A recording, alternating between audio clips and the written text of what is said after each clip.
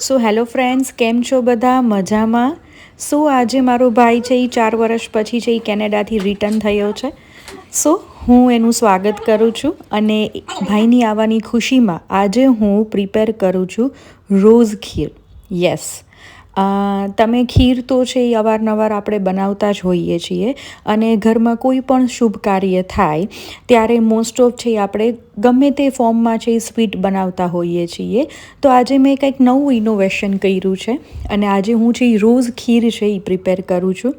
તો સૌ પ્રથમ છે મેં કડાઈ લીધેલી છે અને તેની અંદર છે એ 1 ચમચી મેં ઘી એડ કરેલું છે અને આ કડાઈ છે એ પણ મારી નવી છે. તો મને એમ થયું કે આ કડાઈમાં જ છે એ મારે સ્વીટ બનાવી અને શરૂઆત કરવી જોઈએ. ત્યાર પછી અહીં મેં રફલી ચોપ છે એ મેં ડ્રાયફ્રૂટ છે એ લીધેલા છે. મેં બહુ ઝીણું કટિંગ નથી કરેલું, પણ થોડુંક રફલી ચોપ કરી કાજુ, બદામ અને અખરોટ છે એ મેં મિક્સમાં ચોપ કરી અને લીધેલા છે. તેને આપણે છે એ ઘીમાં પહેલાં સ્લો ફ્લેમ ઉપર રોસ્ટ કરી છે. ડ્રાયફ્રૂટને પહેલાં રોસ્ટ કરવાથી એની ફ્લેવર પણ બહુ જ સરસ આવે છે અને તે આપણે કાચા પણ નથી લાગતા એન્ડ ઓફ ધ ટાઈમ. સો આપણે એને સાવ ગેસની ફ્લેમ લો કરીને આપણે એને સૌથી પહેલાં છે એ રોસ્ટ કરી લઈએ છીએ. તો ફ્રેન્ડ્સ, આપણા જે કાજુ બદામ છે એ ધીમે ધીમે છે એ રોસ્ટ થવા આવ્યા છે. સો એને મીનવાઇલ છે ત્યાં સુધીમાં છે એને આપણે ધીમેથી છે એ કાઢી લઈએ છીએ, એક બાઉલ દઈએ છીએ. ત્યાર પછી તેની અંદર આપણે દૂધ છે એ એડ કરીશું. અહીં મેં ફેટવાળું દૂધ જ લીધેલું છે. તમારી પાસે જે કાંઈ બી દૂધ અવેલેબલ હોય તમે લઈ શકો છો. અહીં મેં 1.5 લીટર દૂધ છે હું આમાં એડ કરું છું અને મેં અત્યારે ફૂલ ફેટવાળું જ દૂધ છે એ લીધેલું છે. તો તમે જોઈ શકો છો કે આપણે દૂધ છે એ એડ કરી છે અને ગેસની flame medium two high flame ઉપર છે એ આપણે દૂધને બોઇલ થવા દઈએ છીએ. અને જો તમારે દૂધમાં મિલ્ક પાવડર એડ કરવો હોય તો તમે દૂધમાં જ્યારે ઉકળતું હોય ત્યારે 2 ચમચી જેટલું થિકનેસ પકડવા માટે મિલ્ક પાવડર છે એ એડ કરી શકો છો. પણ હું મિલ્ક પાવડર એડ નથી કરતી, કારણ કે જ્યારે દૂધ ઉકળે છે અને એનું પાણી છે એ બળી જાય છે ત્યારે દૂધની જે મીઠાશ આવે છે એ ખૂબ જ સરસ છે એ આવે છે અને એનાથી જે થિકનેસ આવે છે એ એકદમ સરસ આવે છે. એટલે હું અહીં મિલ્ક પાવડર એડ કરતી નથી, પણ તમે જો કરતા હોય તો તમે આ સ્ટેજે કરી શકો છો. ત્યાર પછી અહીં મેં 1 વાટકા જેટલી ખાંડ છે એ લીધેલી છે અને દૂધમાં જ છે એ આપણે ખાંડ ઉમેરી દઈએ છીએ જેથી કરીને ખાંડનું જે કાંઈ બી પાણી થાય એ પણ છે એ બળી જાય અને આપણે જે થિકનેસ છે દૂધની એ ખૂબ જ સારી મળે.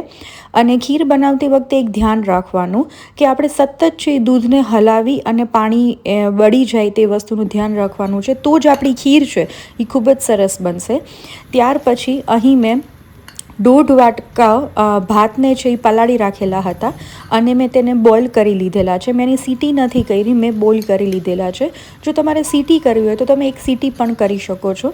અને આ સ્ટેજે છે એ હું ભાતને છે એ દૂધની અંદર એડ કરી દઉં છું અને આપણે સતત છે એ હલાવતા રહીએ છીએ.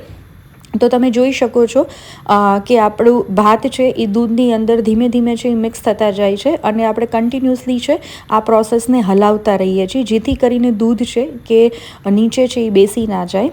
અને આપણે ધીમા તાપે છે મિનિમમ 20થી 25 મિનિટ છે એ આપણી ખીરને છે એ ટાઈમ લાગશે અને તો જ છે એ ખીર છે એ આપણી પ્રોપર છે એ ઉકળીને અને ખૂબ જ સરસ સ્વાદમાં દેખાશે. તમે જોઈ શકો છો કે પાણી છે એ બળવા લાગ્યું છે અને દૂધ પણ છે એ થિકનેસ પકડાય છે, તમે ઉપરથી જોઈ શકો છો.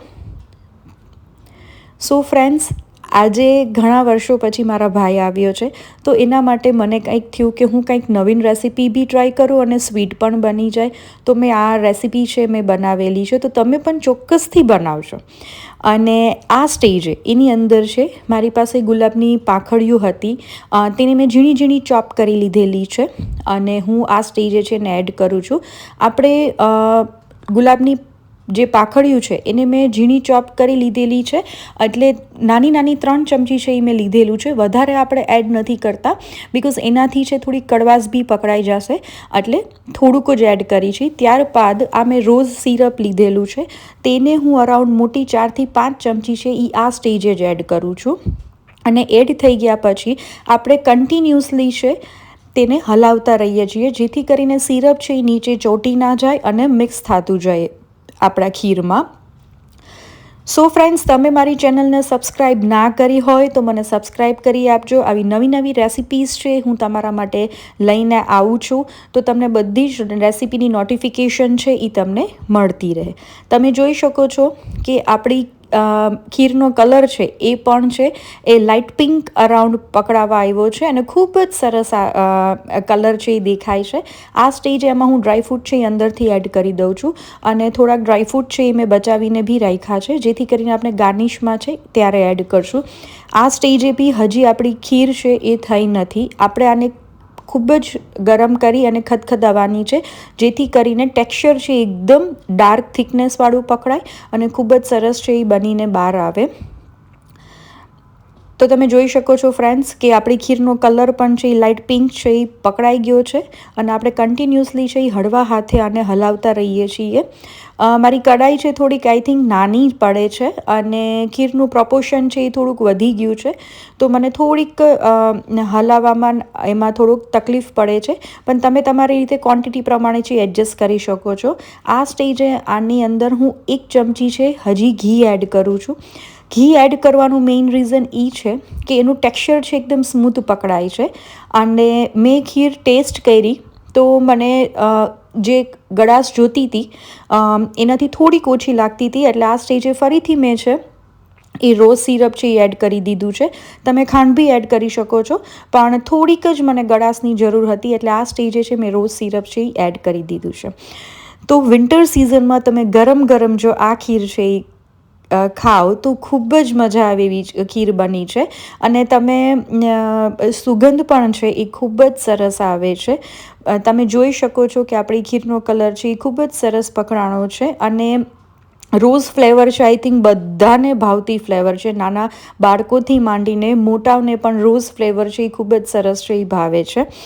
અને જો તમે ખીરને ગરમ ગરમ સર્વ કરતા હોય તો બી સારી લાગે છે. અધરવાઇઝ તમે જો એને ઠંડી કરી અને ફ્રીઝમાં બી રાખી અને તમે ખાઈ શકો તો એક ડેઝર્ટ તરીકે પણ બહુ જ સરસ છે એ રોઝ ખીર છે એ બની છે. તો તમે જોઈ શકો છો કે ધીમે ધીમે છે આપણી ખીરનું જે પાણી છે એ બળવા આવ્યું છે, અને આપણે ડ્રાયફ્રૂટ્સ પણ અંદર જ એડ કરી દીધા છે, એટલે એની બી ફ્લેવર છે એ અંદરથી ખૂબ જ સરસ આવશે. તો હું ખીરને છે એ હું સર્વ કરું છું, અને ગરમા ગરમ ખીર છે એ મેં મારા ભાઈ માટે અને અમારા બધા માટે છે સ્પેશિયલ બનાવી છે. તો તમે પણ ચોક્કસથી ટ્રાય કરજો, અને મને જરૂરથી કોમેન્ટમાં કહેજો કે ખીર કેવી બની છે. અને એટ લાસ્ટ છે એની ઉપર હું ડ્રાયફ્રૂટ છે એ સર્વ કરવામાં હું એડ કરું છું, અને તમે જોઈ શકો છો કે ખૂબ જ સરસ બની છે.